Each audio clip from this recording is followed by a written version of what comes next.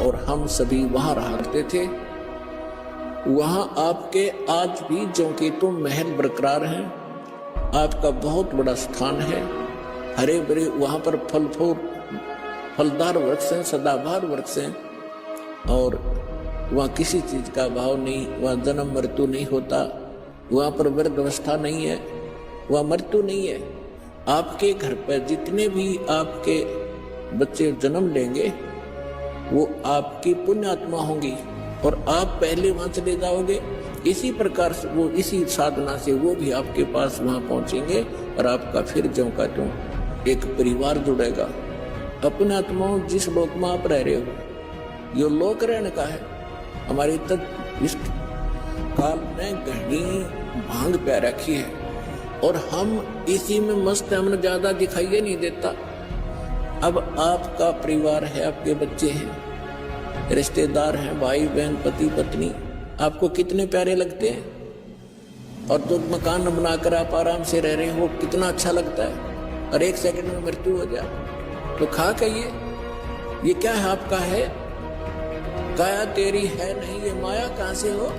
परमात्मा कहते शरीर तेरा नहीं और तू चुप क्या बैठा पलटा गए और कोठी और बंगला गए, फैक्ट्री और इनके कहाँ मती मारेगी तुम्हारी।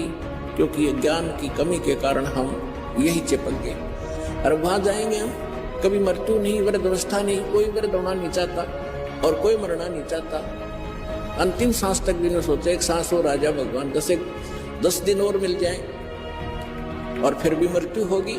तो ऐसे लोक में हम रह रहे हैं। तो ये मृत्यु तो डेफिनेट है, लेकिन इस मृत्यु से पहले जो क्रिया दास आपको बताएगा ये कर लेना बस, और फिर मालिक पर छोड़ दो। आप सतलोक ले जाओगे।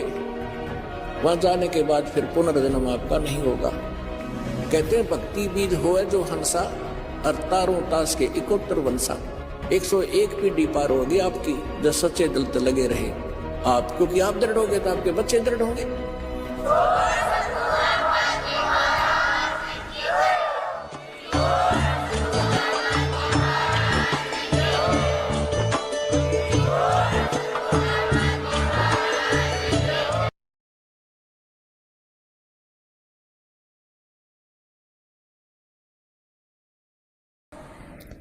भाई बहन, बुजुर्ग, माता, बच्चे ले लेकर पुस्तक एक परमात्मा के पोस्टमैन की तरह घर घर जा रहे हैं।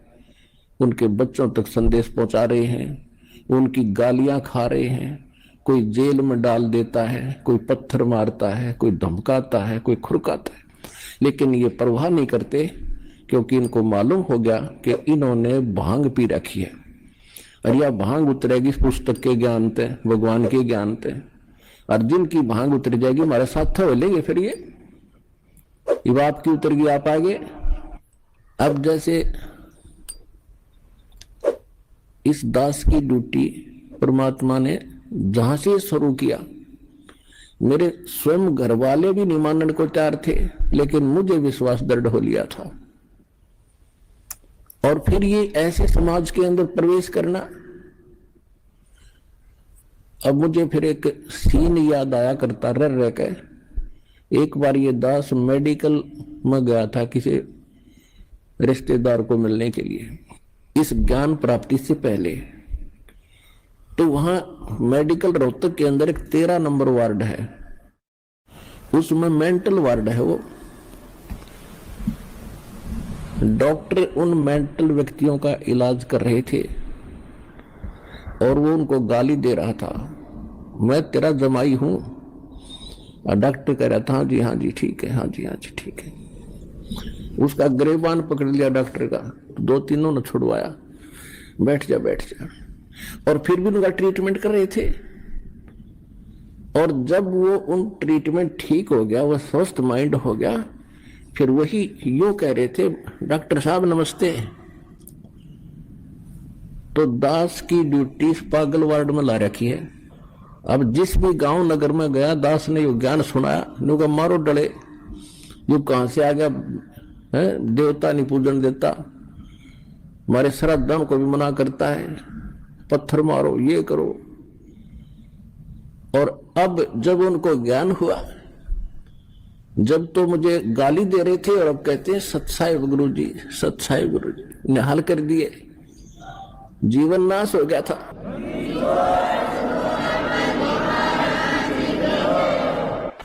तो परमात्मा ने ये ज्ञान का तूफान उठा दिया। अब ये ऐसा काम करेगा, जहां भी कोई सीडी देखता है, डीवीडी, या वैसे एक टीवी चैनल के माध्यम से सत्संग सुनता है, तो अमृत वचन है, झंझोड़ कर रख देगी आत्मा को। कति ये एक सत्संग है, साध का सत्संग है, ये नकलियों का नहीं है। और या कोई पुस्तक पढ़ते हैं, जब पुस्तक पढ़ेगी आत्मा, मन चाहे कितनी बकवाद करो, आत्मा हृदय से मानेगी कि ज्ञान ये है, और अवश्य कहेगी कबीर भगवान है। और चाहे वो कहीं फंसा पड़ा किसी भी ग्रुप में, किसी संत के पास, या किसी पंथ में, या किसी धर्म मजहब में, जब आत्मा सच्चे दिल से मालिक ने अवश्य पुकारेगी, जब इस ज्ञान को सुनेगी कि हे परमात्मा, हे कबीर जी, दया करिए अपने आत्मा पे। यानी वो निकल नहीं सकता वहां से, लेकिन फिर पुकार दिया हृदय से, तो उसी दिन परमात्मा ने कह दिया ये मेरा हो लिया।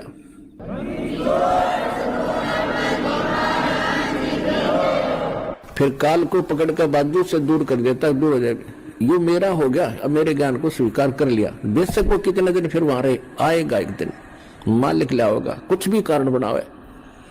तो इस प्रकार परमात्मा ने कहा था कि तेरा ज्ञान सुनेगा वो तेरा, और मेरा मानेगा फिर उसका निकट मत आ जाइए। तो इस प्रकार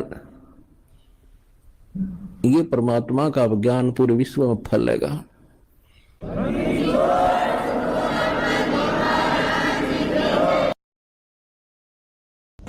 हो गया कि कबीर परमात्मा ने जब वो बालक रूप में प्रगटे थे, शिशु रूप में कंवारी गायों का दूध पिया था।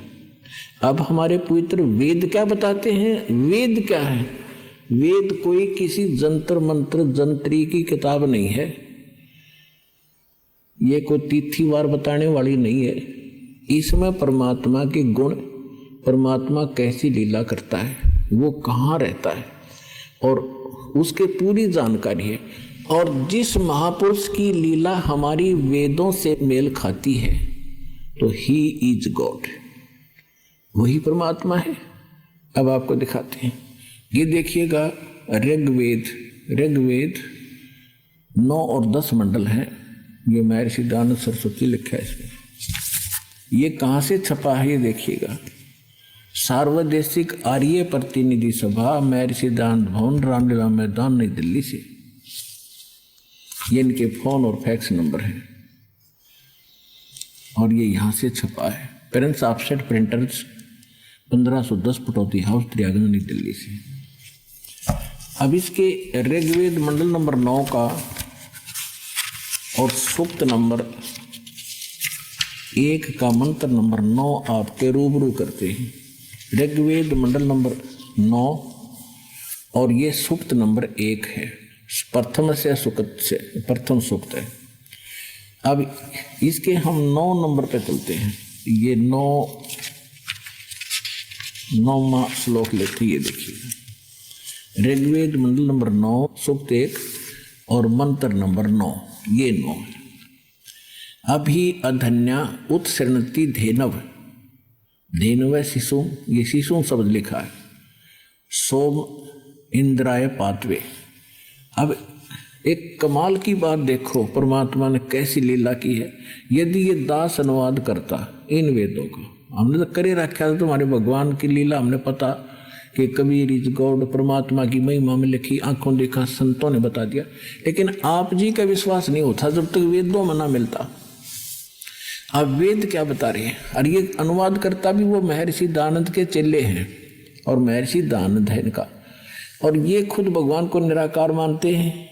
इन्होंने कोशिश भी की है अड़ंगाकरण की अनुवाद की, लेकिन कहते हैं चोर चोरावे तू बड़ी गड्ढे पानी में, वो गड्ढे हुआ ऊपर आवे न सच्चाई छनी। इन्हें खूब कोशिश की अपना ज्ञान के आधार से इनका अनुवाद डंगा करने की, लेकिन छुपा नहीं सके सच्चाई को। देखना ये खुद अनुवाद कर रहे हैं। उस सोम माने इन्हें कर दिया सोम स्वभाव वाले पुरुष को। देखो कमाल के आदमी है ये। अब सोम माने परमात्मा 6 जगह लिखे पाओगे। देखिए इसी 9वें मंडल का ही प्रथम मंत्र है ये वाला, और इसमें सोम शब्द है। ये सोम, इसमें सोम माने सोम स्वभाव परमात्मन, यानी सोम का अर्थ है परमात्मा, शीतल सर्व शांतिदायक परमात्मा। सोम माने चंद्रमा भी होता है, लेकिन यहाँ परमात्मा की महिमा चल रही है। सोम माने परमात्मा। तो यहाँ इन्होंने क्या डंगा कर दिया, ऋग्वेद मंडल नंबर 9 सूक्त 1 मंत्र 9 में इम माने उस सोम माने सोम स्वभाव वाले पुरुष को हम कहेंगे उस सोम स्वभाव वाले परमात्मा को जो शिशु रूप में धारण करके कुमार अवस्था में अभी अधन्या, अभी माने सब प्रकार से यानी पूर्ण रूपेण, अधन्या माने अहिंसनीय नहीं, अधन्या माने बिना धनाई, धेनो माने गौवे तृप्त करती है। बता अभी ने खूब कोशिश कर ली बकवाद करने की, लेकिन छुपा नहीं सके। परमात्मा 3 प्रकार से लीला करता है। इसी में पहले मंत्र में लिखा है कि वो परमेश्वर जब यहाँ सर्व उत्पादक प्रभु एक लीला करने के लिए जब यहाँ प्रकट होता है, सहशरीर आता है, और वो 3 प्रकार के शरीर से सबकी सतिथि से सबका धारण पोषण करता है। एक शरीर में तो सतलोक में रहता है, वहाँ तो बहुत तेजों में शरीर है, 1 रोमकूप में करोड़ शरीर मिला दे करोड़ चंद्रमा, इतना नूर है। फिर हल्का तेजपुंज का रूप बनाकर वो 2 प्रकार से और लीला करता है। एक तो करता है शिशु रूप धारण करके एक लीला प्रत्येक युग में ऐसी ही करता है, कमल के फूल पर प्रकट होता है तालाब के अंदर, जिस कारण से उसको नारायण भी कहा जाता है। नारायण माने जल के ऊपर आके विराजमान होने के कारण भगवान नारायण कहलाता है। और वहां से ये ऐसे निसंतान दंपत्ति प्रत्येक युग में उनको उठा ले जाते हैं। वहां फिर वो लीला करता है, एक मनुष्य की तरह जीवन जीता है, ज्ञान प्रचार करता है। और दूसरी प्रकार का फिर वो कभी भी कहीं पर भी जिंदा महात्मा संत साधु का रूप धारण करके और आके प्रकट हो जाता है, अच्छी आत्माओं को ज्ञान देते हैं, उनको सतलोक ले जाते हैं, फिर अपने गवाह बना के छोड़ जाता है। इस प्रकार वो लीला करता है। तो जब वो शिशु रूप धारण करके वो परमात्मा लीला करने आता है, तो उस समय उनकी परवरिश की लीला, उस बालक रूप में प्रकट परमात्मा की परवरिश की लीला कंवारी गायों के द्वारा होती है। फिर देखो वेद क्या बता रहे हैं, उस सोम स्वभाव वाले पुरुष को यानी परमात्मा को जो शिशु कुमार अवस्था में ही अभी यानी सब प्रकार से पूर्ण, अधन्या माने बिना धनाई, हमारे यहाँ देसी भाषा में जो गायें बिल्कुल ना ब्याई हो, गर्भ ना धारण किया हो, उसको क्या करें अधन्या, यानी बिना धनाई, बैल ने टच नहीं किया। अभी अधन्या यानी कति भी टच ना करी हो कंवारी, धेन में माने गवे, अभी माने सब प्रकार से यहाँ पे लिख रही है कुमार अवस्था में यानी बालकपन में सभी प्रकार से, अधन्या माने बिना धनाई यानी कंप्लीट कंवारी, धेनव माने गौवे तृप्त करती है, उनके पालन की लीला कंवारी गायों से होती है। अब who is God, Kabir is God.